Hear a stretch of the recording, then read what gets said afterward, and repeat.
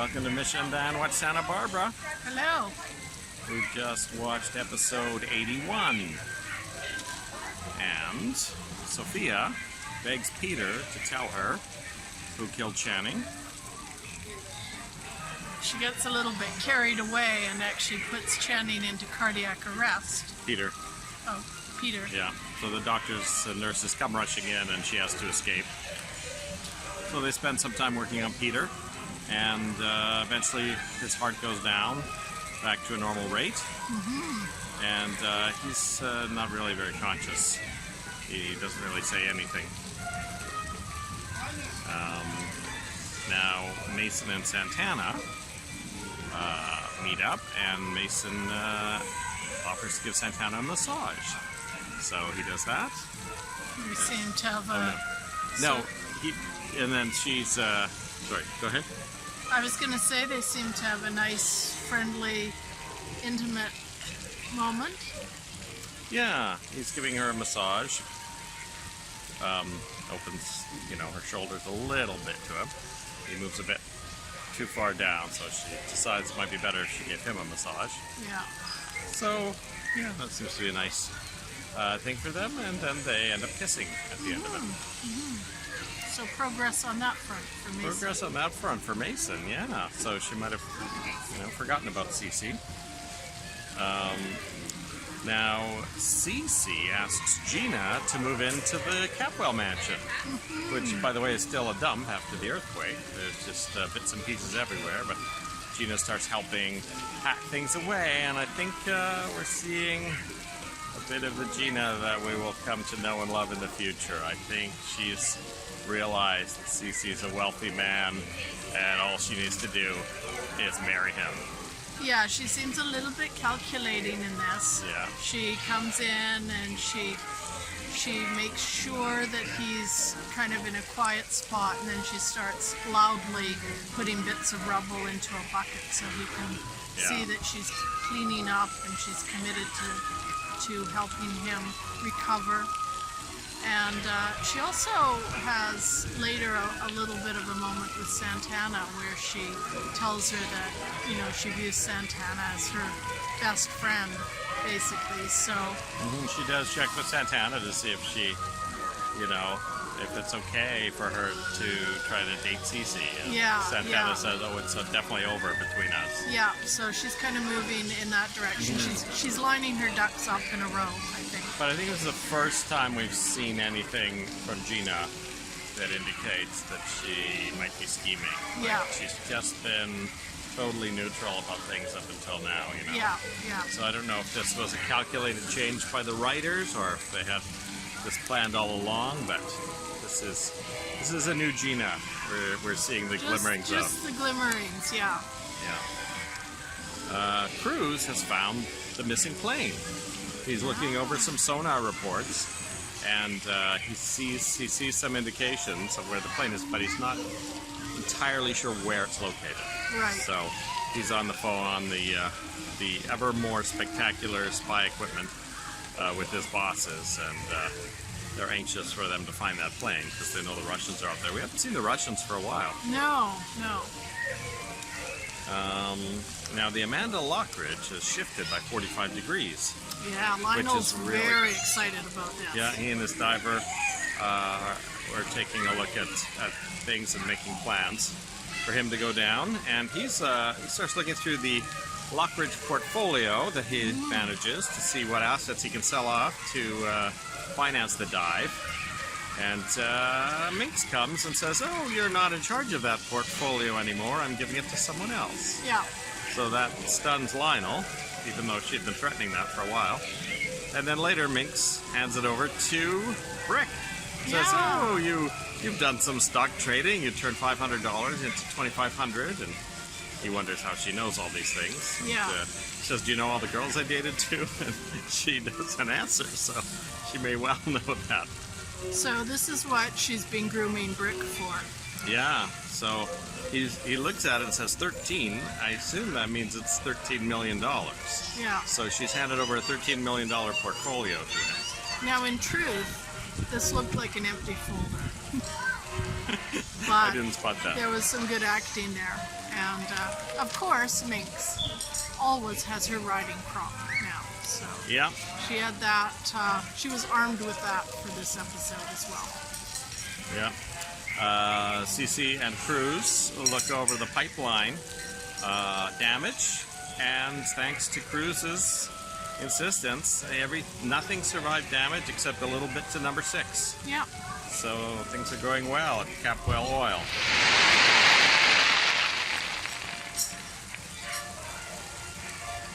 Eden tries to apologize to Cruz for saying that he wasn't doing enough to find Kelly, but he goes on the offensive, which is interesting because we were just on the cruise, the Santa Barbara 35th anniversary reunion cruise, and Martinez said that when you have some dialogue, you don't necessarily have to act the probable. Yeah. As long as you act the possible. And so, the line that Cruz had wasn't necessarily, defensive or even an attack, but he turned it into that, I think. Yeah, yeah. So it's very interesting. It amped it up a little bit to not really so easily accepting her apology. And this is what we're starting to see from Cruz and Eden, is this sort of back and forth and this emotional tug of war. So we're really starting to see the germination of what will become quite a legendary relationship.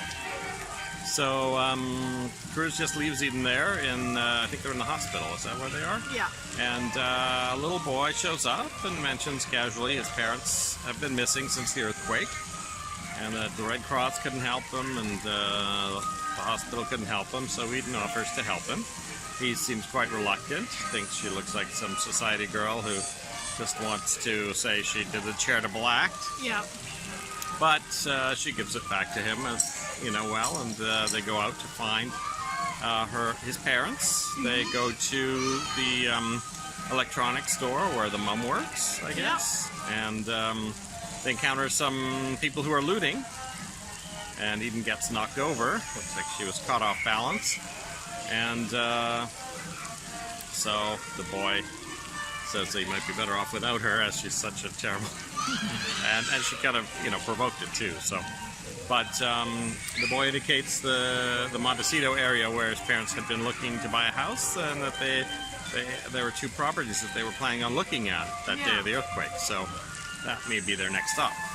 Yeah, and I think what we're seeing here is Eden's impulsiveness, but also her very action-oriented approach to life. She could have easily handed him over to a charitable group or whatever, but she takes direct action and tries to help him herself. Even though in some ways the little fellow has a point, she actually doesn't do that much towards finding his parents in a practical way. She gets herself knocked out, and then basically they're just looking together, but she's there and her heart is in the right place, and that's what we're seeing is Eden's heart in this. Now Mason and Cece go to visit Kelly in the hospital, and she's recovering nicely. The doctor says doesn't want her moving because he doesn't want the stitches they put in to rupture.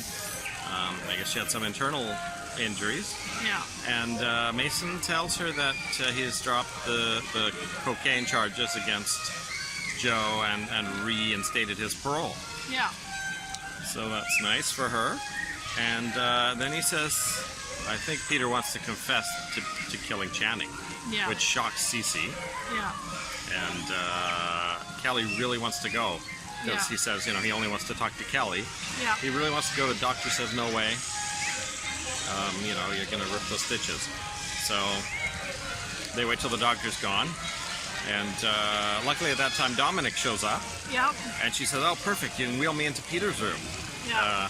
So Dominic helps Kelly into a wheelchair, and they get about halfway across the empty space between the 2 rooms. Yeah. When the doctor and Mason. the doctors show up as well. Yeah, yeah. And try to stop them. Mason's has come out of Peter's room, I think. Yeah. Anyway, they managed to talk the doctor into letting them go in.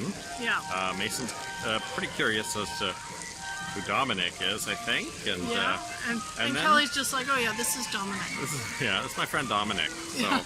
this is like, I'm pretty sure Mason knows that's the, the person that has been helping Joe this whole time. Yeah. And then Lionel Lockridge walks in and Yeah. spots Dominic. Yeah. And we have a flashback to when Dominic tried to get him to confess to killing Channing, I think, Yeah, or killing Sophia. yeah. So that was just Lionel's only thing there. So anyway, they are about to go in to see Peter, I think. Well, Dominic makes a swift exit when she catches sight of Lionel. Oh, that's right. So she kind of nips off, and Lionel says a few pleasantries and takes off after her. So I guess it will be Mason that takes Kelly in Yes, to yes. see Peter. And it's kind of interesting, the 180-degree turn that Peter's doctor takes in this, because when Kelly and Dominic first shows up, he said, no way, absolutely not will you go in to see Peter. And then just a few minutes later, after Lionel's gone running off after Dominic, he says, yeah, sure, go ahead, go in and see him. So, Well, there's a couple different doctors involved too. So yeah. the one guy seems more laid back. During Peter's cardiac arrest, the one doctor and one nurse were doing a lot of the work, and the other doctor and nurse were kind of just in the background looking concerned. So Yeah. And I think that's about it for this episode. Yeah, the episode ended with Peter lying there struggling to speak and opening his mouth to say something, and then we got the credits. So perhaps tomorrow Peter will confess to killing Channing and the murder mystery will be over. I don't think so. We'll be back after we watch episode 82 of Santa Barbara. Bye-bye. Welcome to Misha Dianne Watch Santa Barbara. Welcome. Week 17, episode 82. So last time, Lionel had spotted Dominic at the hospital and Dominic had run out. Yeah. Well, Lionel has followed Dominic home. And after a run-in with a neighbor or super or something, Lionel pretends to, be visiting someone else. And then when there's no one else around, knocks on the door. And Sophia immediately realizes it's Lionel from the voice and is quite worried. She refuses to answer the door, and then Lionel breaks down the door. So Sophia runs to the shadows so that Lionel doesn't recognize her, and puts on an English accent. So she says, "What are you doing here in my apartment?" And Lionel says, "Where's that man I followed in?" And she pretends she doesn't know of any man, and then she later claims that's her husband, and he says, "Why has your husband been following me and trying to gaslight me?" And she says she doesn't know anything about it. So he wants to search the house, the apartment. She says he's gone out the back way, which I've never seen in an apartment, except maybe that one on Mad Men. And so Sophia threatens to call the police. And in fact, she picks up the phone and phones the police. Says, "Lionel Lockridge has broken into my apartment." So then he said, "Wait a minute, how do you know I'm Lionel Lockridge?" He said, "Well, you were all over, you're all over the papers or whatever. So you were giving talks at the museum." So anyway, Sophia calls the police, so Lionel agrees to leave. Yeah. And then later when he gets home, he starts to put things together and realizes that the legs of Sophia that he saw were the same legs of the woman from the graveyard. Yeah. So Keith says, "Oh, that woman and her husband are trying to drive me crazy." Yeah. So I'm wondering if maybe Lionel is the first one who actually will see Sophia of all the cast. Maybe. In some ways, this scene, this whole part of the episode seemed a little improbable to me in various ways. First of all, Lionel breaks down a door that actually has a chain on it, so he's obviously a lot stronger than he looks. Also, it's just kind of interesting, the staging of this scene. It's in the dark. We can see Sophia there in her negligee and all her long blonde hair, and Lionel's got his back turned to her the whole time. And it's it's almost like a stage show, really, more than a television sort of arrangement. So it's quite stylish, actually. I just don't know if you'd really talk to someone that way. Well, we got to see another one of Sophia's disguises so far. She had the widow disguise in the hospital and now Englishwoman disguise. Yeah. So she's really showing us her acting skills. Yes, yes. So Brick thinks that Minx is just giving him all these duties to shock her family. And she does seem to relish the idea, must be said. So he tells her that all this stuff that she wants him to do is going to take a lot of work, so he wants a raise. So she gives it to him. And that's that. That's that. Meanwhile, at Frisky Business, Mr. Bottoms has asked the students if they know anything about Frisky Business. They all say no. Yeah. So after everyone's gone, he enlists Michael Adams, the guy who's married to Jade, to try to infiltrate this group, because Michael Adams says he's never heard of it. Yeah. So then later you see him calling the gang at the motel for a reservation, and they're busy cleaning because of the earthquake, and they're like, oh, we don't even have room for anything. They also find the electronics that the thieves had used to scare them on Halloween. That's true, yeah. I think Danny says, oh, I can't believe we ever got fooled by this. Yeah. So they reluctantly take his appointment, don't they? Yep, they do. And then we see Mr. Bottoms is with Michael at a phone, and Mr. Bottoms is rubbing his hands in glee. Yeah, he set them up. Now back home, Jade and Amy find a photo of John, so they reminisce a bit about him, and then Jade says to Amy that she tells all her friends that she's a wild girl, but that she's actually never been with anyone, and Amy says that that's all right. Sometimes it's good to wait for the perfect person. And we've already seen this side of Jade. I mean, it's not really a huge surprise. We saw when she got back from her ill-fated trip to Hollywood that she was telling everyone that she almost starred in a big movie, when we know that she barely escaped the clutches of a group of pornographers. She's been fending off Danny for a while, so we've been suspecting that perhaps it was all talk. Yeah. Now Brick comes over with some fresh water from the Lockridge well, so the earthquake, fallout is still continuing, and he asks Amy what to do about the job that he's been offered by Minx, because he thinks it's a lot to take on. So Amy shows Brick a photo album, I guess, a portfolio of different articles. Yeah. Now, what were you saying to me earlier about those? So we know that she wants to be a writer. So obviously this is a set of articles she's been researching. She's started writing, compiling a portfolio perhaps to show to future editors or publishers.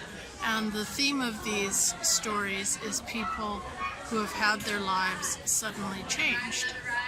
And as a result of researching and writing these pieces, Amy comes very much to the conclusion that really a person is changed by anything that happens to them in their life, especially something big, like the kind of job that Minx has promised to Brick. So it kind of leads to an interesting, almost philosophical discussion about whether one is changed in life or not. It's kind of a neat little scene between the two of them. Now, back at the earthquake-damaged motel, they take Adams's reservation, but Danny actually recognizes his voice. Yeah. And he says that he's two-timing Jade. Yeah. So it makes me feel like maybe they have a little bit of a trap set for him, and maybe Mr. Bottoms won't get quite the evidence he's looking for. It won't quite go as Mr. Bottoms is hoping, but we'll have to see. But when we see Mr. Bottoms, he says he's taking over now, so Yeah, he may be showing up there. yeah. And one other thing happens is that Ted asked Lakin about Warren, or Lakin asked Ted about Warren. Yeah. One or the other. Anyway, she says Warren's been really weird since he rescued Ted. Yeah. Meanwhile, Eden and the young boy, Matt Powell, still looking for his parents. Yeah. So Eden goes to the Capwell Hotel, or Yep, she's at the KSB. Capwell Hotel. They've looked everywhere. And the news crew is still there. News crew's still there reporting on the aftermath of the earthquake. And Eden gets the idea that this might be the way to find out what happened to this little fellow's parents. And so she asks the reporter if she can have a few minutes of time, and she stands there holding the little fellow. She holds a photo of his family and just asks if anyone in the public has seen them. So that's a really smart thing to do. I mean, that's I thought that was really impressive that she came up with that. And Cruz is working on his equipment and happens to see the report as well. Yeah, It says, "Oh, Eden, you never cease to surprise me," or something like that. yeah, exactly. So Peter sends everyone out of his room except for Kelly. Mason pretends to leave, but he hides behind a panel that's near the door. And then Kelly gets Peter to confess what he knows about the night Channing was killed. It is not a confession to murder. He did not actually kill Channing, as it turns out. He says that Channing, well, we see a flashback. We see Channing, first time Channing has dialogue, I think. Yeah, And Channing knows all about the affair between Augusta and Peter. Not only that, but Channing knows all about Ginger Jones. So Channing Channing's done a bit more investigative work actually than Mason did. and as we suspected, Channing seems to be a bit of a jerk.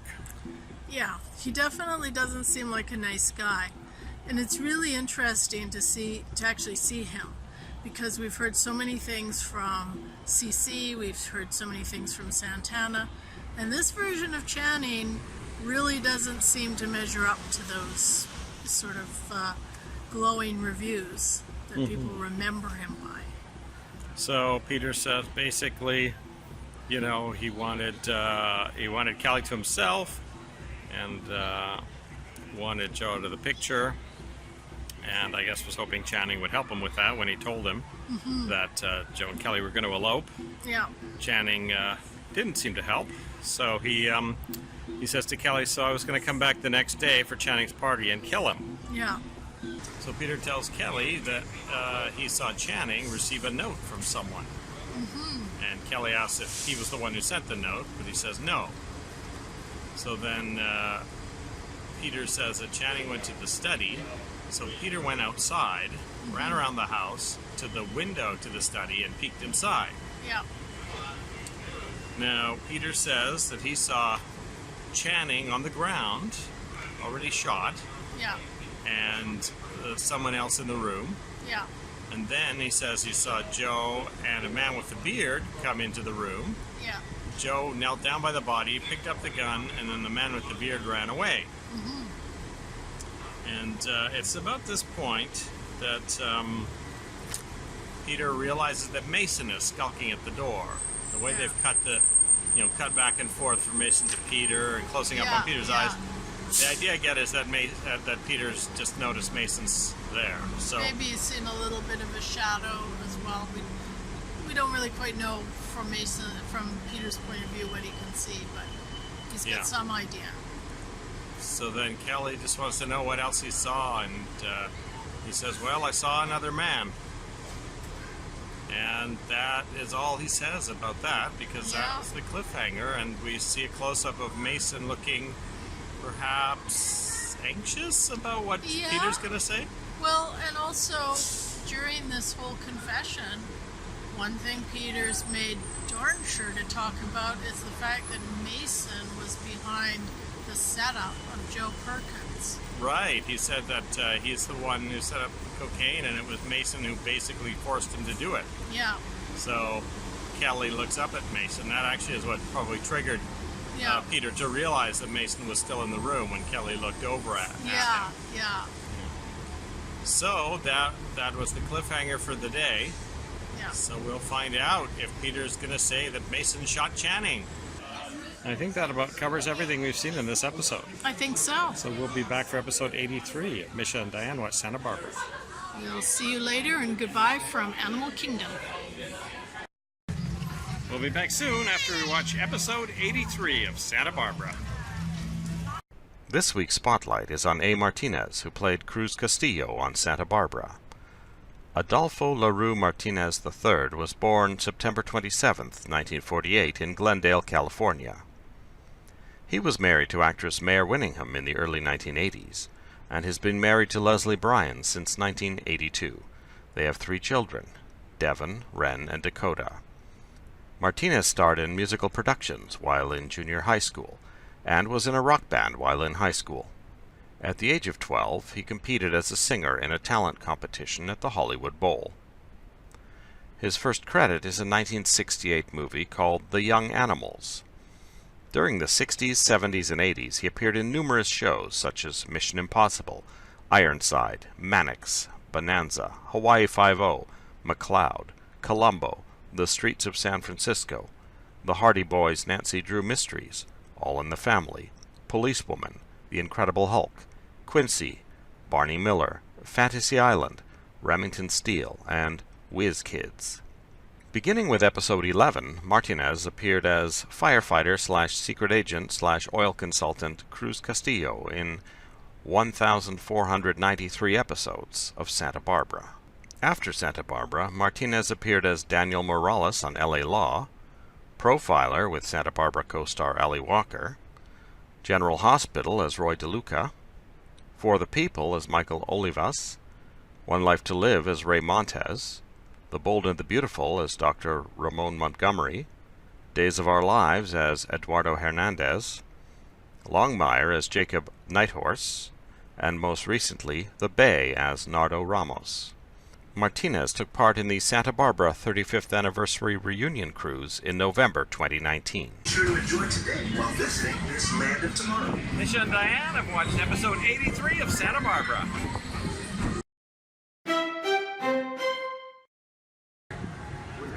Welcome back, episode 83. So, Lionel is talking to Warren, and Warren's all excited about the dive, but Lionel doesn't want him to go along on the dive. So, that annoys Warren somewhat. And then Lionel has the coins that Warren had dug back out of the cave. So now Lionel wants to know the full story of why Warren took the coins. Yes. And he says, I was just 19 and I wanted to cover up for the fact that you and Sophia were having an affair because Channing already knew about it. Yeah. So this is confirmation that Channing knew about the affair, and that he might, use that evidence to expose the affair. So Warren stole those coins. Now, we don't know what else Channing might have threatened to do with this information. I mean, it seems to me he would have maybe had more of an end game in mind than just exposing it. That maybe there's something else he wanted to do with it. But Warren doesn't give us that information. Just that Channing knew about it and was going to do something perhaps very destructive with it for the Lockridges and maybe even the Capwells. So basically, Lionel says to Warren his plan is to return the coins to Sophia. Yeah. So Warren says, but she's dead. Whereas I think the obvious was that he's going to take them to the grave. Yeah. But first, Lionel goes to visit Dominic. Now, we've seen Dominic packing up rapidly. Yeah. And when Lionel shows up, Dominic's apartment is completely empty. Yeah. Lionel runs into a neighbor and is very confused when Dominic asks about the couple that lives there. And eventually, Says no, there was never a couple there or a woman even. There was only a man living there. Yeah. So that's confusing to Lionel. He then goes to the hospital to visit Kelly to find out more about Dominic.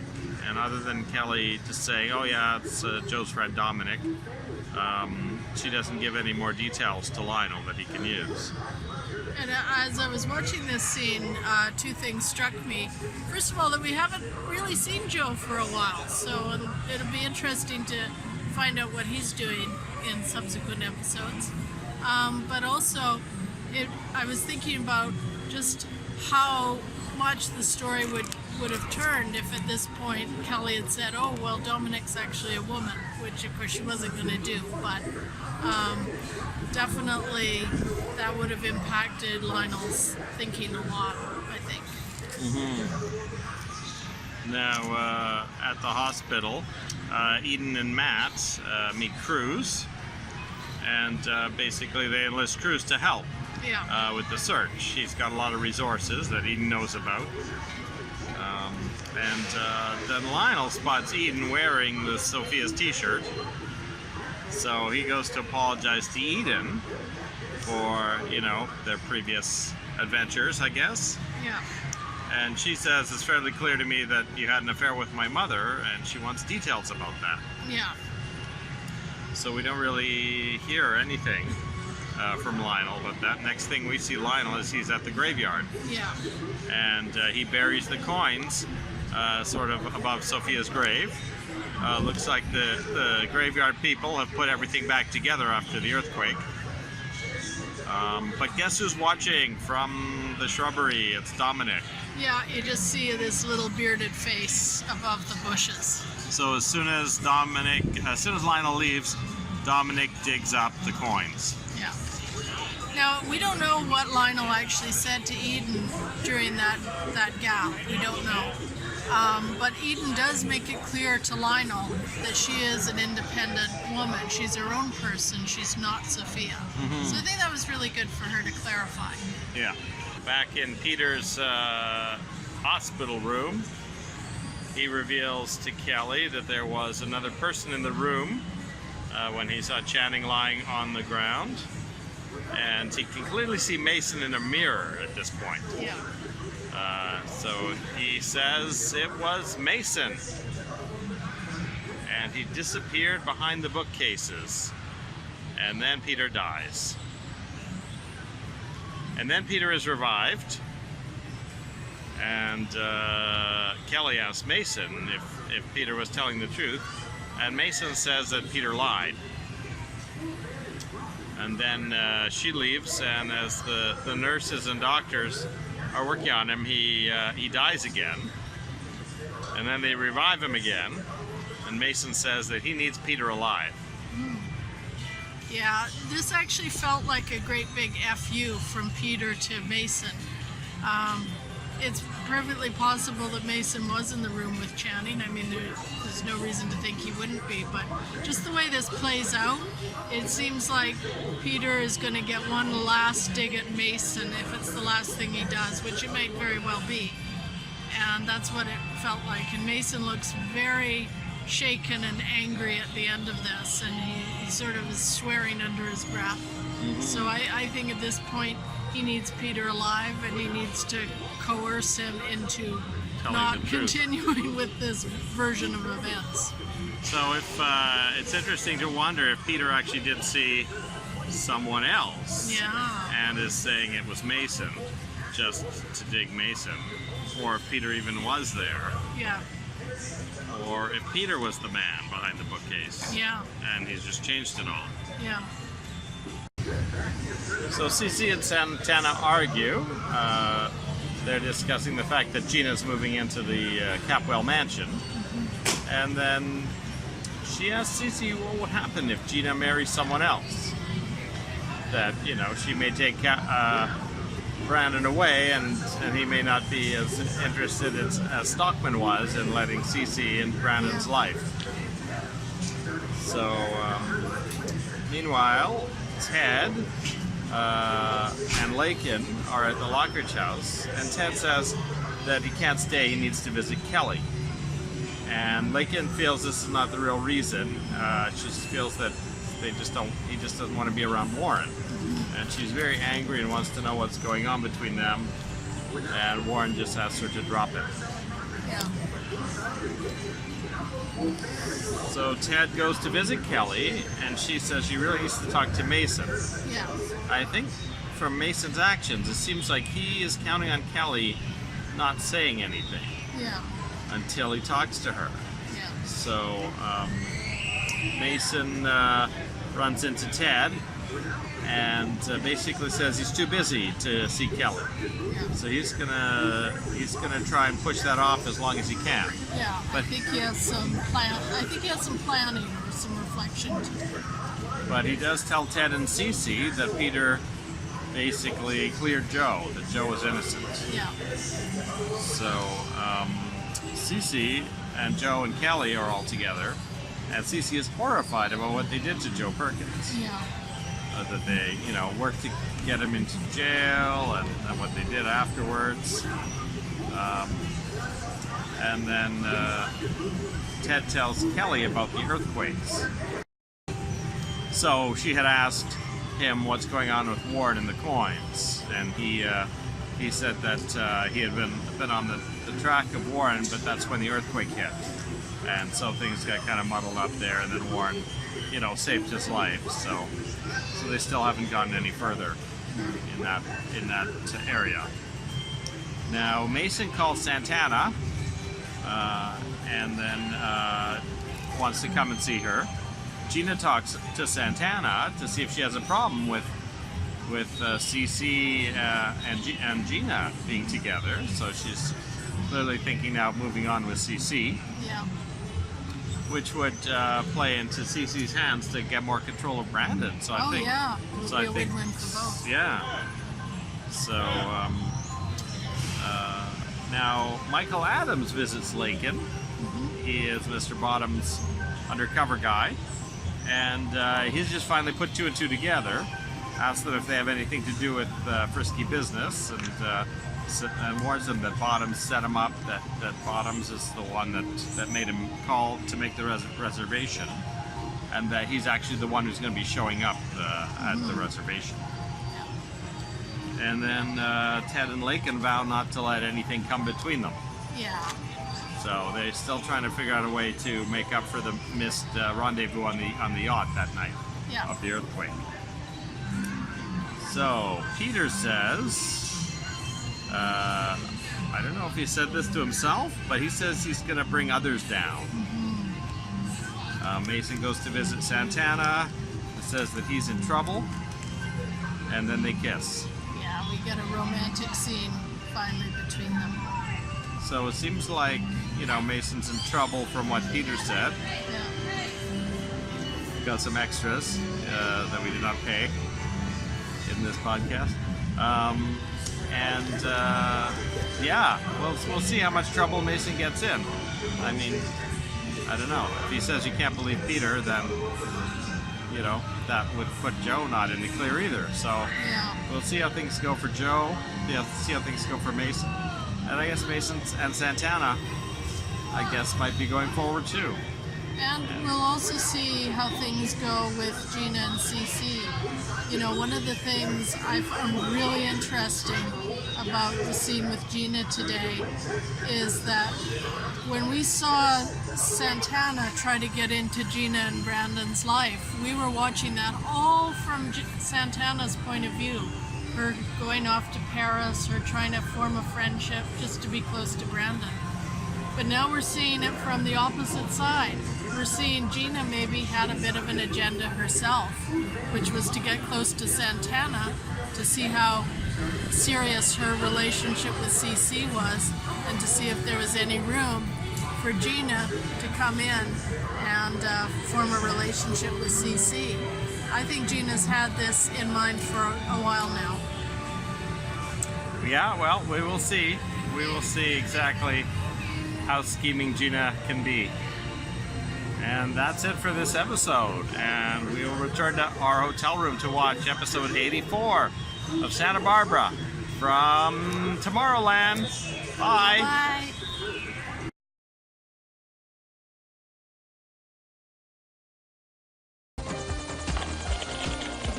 Your attention, please. This is CC Capwell. I want you to Preheat your ovens to 325 degrees. Take a fresh 24-pound turkey. Stuff it with bread, carrots, onions, and celery. Cover the bird with salt, pepper, and rosemary. Cook it for 5 hours and 15 minutes at 325 degrees.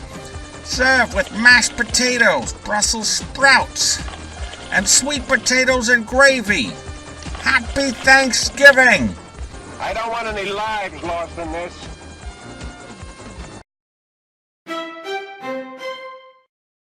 Welcome back to Misha and Dianne Watch Santa Barbara. Hello. We've just finished watching episode 84 of Santa Barbara, which originally aired November 23rd, 1984, on a Friday. You may wonder what happened to Thursday. Well, Thursday was Thanksgiving, so there was no episode on the Thursday. So, it starts with Brandon having a nightmare, and they're at the Capwell mansion, so Gina and Cece run in, and Gina says that she'll have to sleep in Brandon's room for a while until he gets used to the new place. Yep. And Brandon said that he's glad Gina's back because Santana wasn't as good of a replacement as Gina, which Cece takes note of. Yes.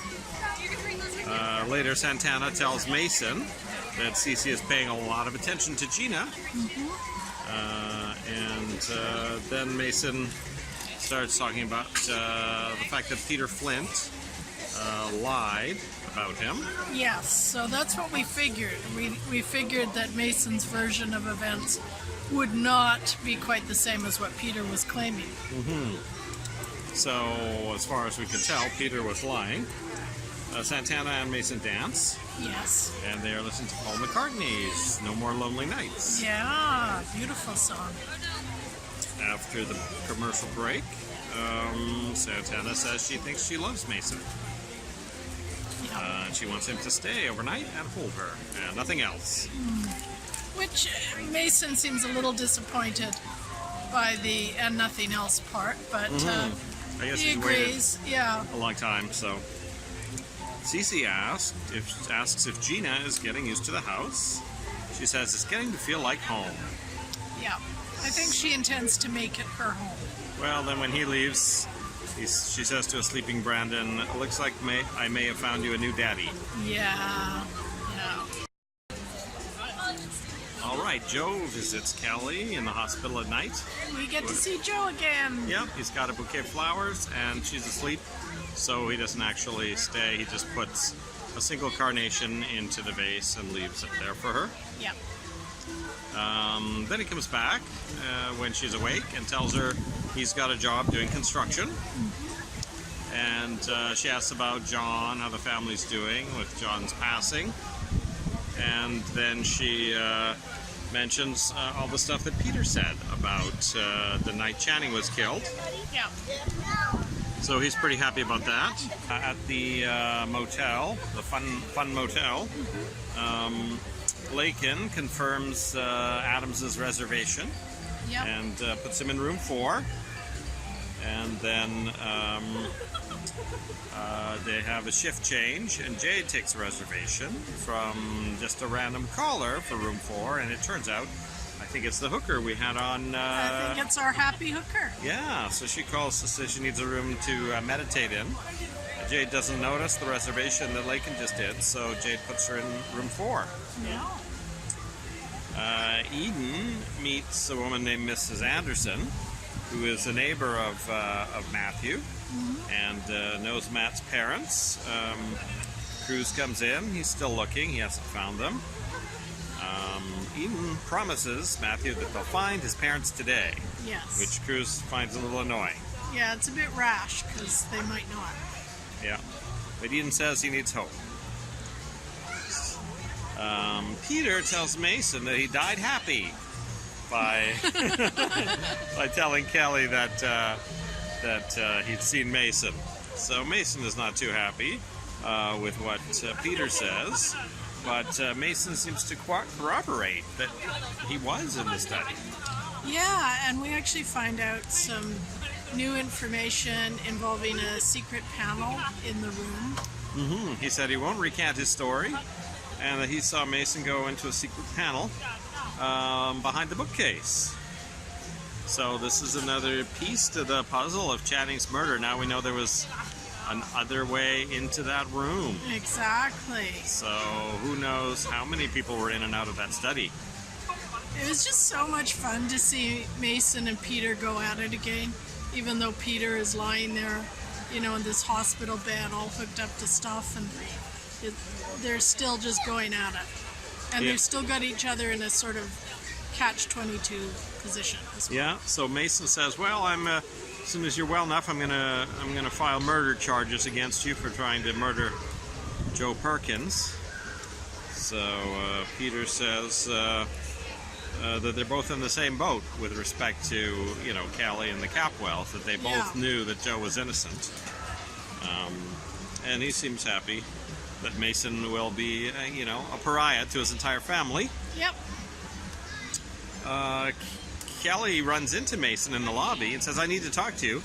And he blows her off and says, oh, I'm too busy to talk. He leaves. It's just he blew her off last episode too. Like, he's just not gonna. He doesn't want to deal with her. He doesn't want to talk about this. At the Capwell house, Lakin and Ted are looking at all the destruction and all the cleanup that's still going to be required. Yeah. And Mr. Bottoms is with Cece, and he does not stay for a drink, I guess, because he's got a lot of papers to grade. They mentioned it's a post-Thanksgiving gathering, so obviously we skipped over Thanksgiving Day in Santa Barbara world, but I guess with the earthquake, that makes sense. And he gives a toast, and Kelly calls and gives Mason a half an hour to get to the hospital. Yeah. Or she'll call the media and tell them that Peter saw him in the study that night. So she is now playing hardball with Mason. So Mason shows up and says, Peter's lying. And she says she wants proof. She's not going to accept Mason's word for it anymore. She accuses him of firebombing the Perkins house and of shooting Joe when he was coming into town on the bus. And she says, I'm going to send you to prison for years and years. So that's a turnaround in Mason's standing in the community. Mason really didn't have a great episode. You know, he got basically baited by Peter. He didn't get to sleep with Santana, and now he's being threatened by Kelly. At the motel, the hooker arrives, gets shown to her room by Jade. But guess who else is there? The crooks that hid the money in the hotel. They're in an adjacent room, and somehow they've been poking holes in the walls, and so they see the hooker in there, getting undressed for her meditation, I guess. Yeah. But the other one suddenly finds the money in another hole. Yeah.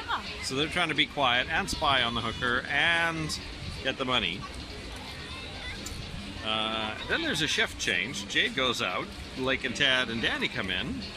And of course, they don't know there's anyone in room 4. They're waiting for Bottoms to show up, which he does, and so they send him in there. And I guess the hooker's in the bathroom, so he's like, oh, I've got you kids now. I'll figure out what you're up to. Yeah. Then Jade arrives, and somehow they realize what's going on, and Ted says, well, I guess maybe I'll like military school after all. We should say it's Danny who lets Mr. Bottom into the room, and Danny's in a disguise. So That's Mr. true. Bottoms still can't link the kids in his class To anything with going this on there. enterprise. That's true. So anyway, eventually the hooker comes out of the bathroom wearing her leather outfit, That's what it and does. they meet. And that is that. Cruz gets a phone call that they found Matt's parents at the bottom of a ravine Yes. in their car, and they were wedged into it. So they're fine. Cece sends a helicopter to bring them to the house. They kind of hide that from Matt for a while. He's playing with Brandon.